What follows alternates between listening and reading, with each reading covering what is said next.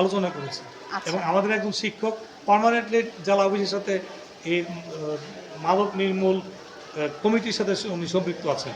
আচ্ছা, উনি আচ্ছা। আমাদেরকে সময় সময় এখান থেকে আপডেট জানান জি। এবং বাচ্চাদের মধ্যে এগুলো বিতরণ করেন। আর বাল্যবিবাহকে কিভাবে? বাল্যবিবাহ তো আমরা বিবাহ হয়, আমরা যখন জানি তখন সেটাকে প্রতিহত করার চেষ্টা করি এবং সেটাকে অভিভাবককে বুঝিয়ে পারলে ছেলে মেয়ে যদি গ্রামের হয় তো উভয় পক্ষকে আমরা বুঝিয়ে এটাকে থেকে বিরত বন্ধ রাখার জন্য করার চেষ্টা করি এবং এই ব্যাপারে আমরা স্টুডেন্টকে দিয়েও ছোটো ছোটো একাঙ্কিকা নাটিকা মঞ্চস্থ করি, জি।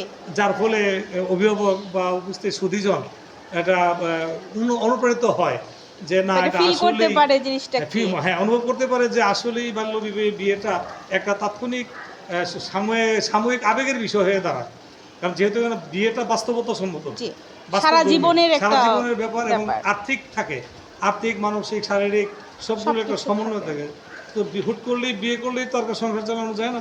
একটা মেয়েকে পরিবারকে ভরণ পোষণ করার জন্য তার যে এবিলিটিগুলো থাকা দরকার সেগুলো অনেকেই বা একটা থাকে না। কিশোরী মেয়ের একটা যে একটা কিশোরী মেয়ে সন্তান জন্ম দিবে, সন্তান সংসার চালাবে, দিতে গিয়ে মারা যায়, হুম, অথবা সে ডিজেবল হয়ে পড়ে, ফিজিক্যালি মানসিকভাবে মানসিকভাবে শারীরিকভাবে আক্রান্ত হয়ে একটা পড়ে। ক্লান্ত হয়ে সুতরাং যায়। এগুলো যেন সে না করে তার জন্য আমরা উভয় পক্ষকে আমরা এগুলোকে মোটিভেশন করি। অসংখ্য ধন্যবাদ জানাচ্ছি শিমরাইল উচ্চ বিদ্যালয়ের আমাদের অ্যাসিস্ট্যান্ট প্রধান শিক্ষক। আপনি খুব ভালো থাকবেন, সুস্থ থাকবেন। আপনাকে অনেক ধন্যবাদ আজকের এই সাক্ষাৎকার নেওয়ার জন্য।